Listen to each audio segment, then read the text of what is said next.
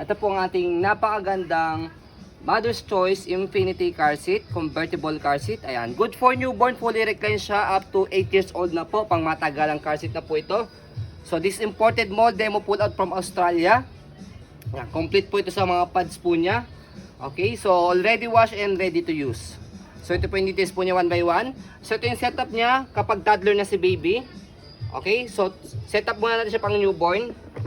So pe-press nyo po dito sa ilalim tong kulay pula. So ayan siya pagka nakapang newborn. Okay, so 3 reclining position. Ito yung una niya, pangalawa, pangatlo. Yan, and then yung pang-apat niya, yung pang toddler na. Okay, so harness pad kompleto. Yan, newborn pad sa head and body. Kapag toddler na si baby, pwede nyo na po yung tanggalin para medyo maluwag-luwag na po siya. Okay, so next natin, adjustable hanggang 10 position po itong kanyang headrest. So bago nyo po siya i-adjust yan, kailangan nyo muna adjust yung kanyang harness. So sa pag-adjust ng kanyang harness, ayan, so pe-press nyo po dito, shoot yung daliri nyo rito. Meron kayong ipe-press na bakal doon and then hatakin nyo lang po ito. So kapag nag-loose na po siya, press nyo po itong kulay pula, pataas. So ayan siya, ganyan siya kataas. Okay, belt lock niya, wala po siyang putol, ayan. Okay, so pakita natin yung kanyang body frame, ayan. Okay, so yung kanyang harness dito, shoot nyo siya rito pag lalagay si baby. Okay, body frame niya sa likod, ayan. So meron naman siya dito nakalagay ng instruction kung paano siya ilagay sa sasakyan. So ito, belt na to, itong hook, disalpak po ito sa likod ng back seat or sa ibabaw ng roof kapag meron po dong bakal na sabitan nito.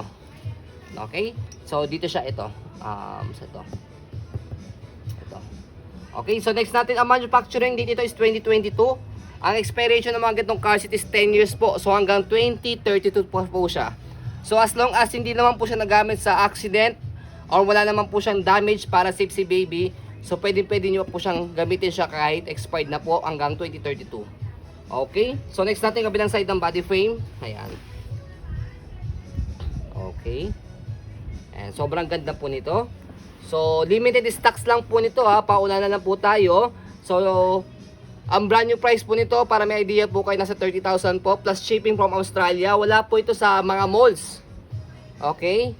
So, ayan po. As you can see, very details po kami sa aming po pag-video. Kasi ang aming shop policy, no refund, no exchange. What you see is what you get. So, yun po. Maraming salamat. Have a nice day and God bless po. And by the way, yung box niya is replacement box na.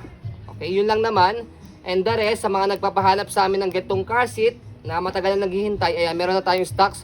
Paunahan na lang po kayo. So, yun po. Maraming salamat. Have a nice day and God bless po.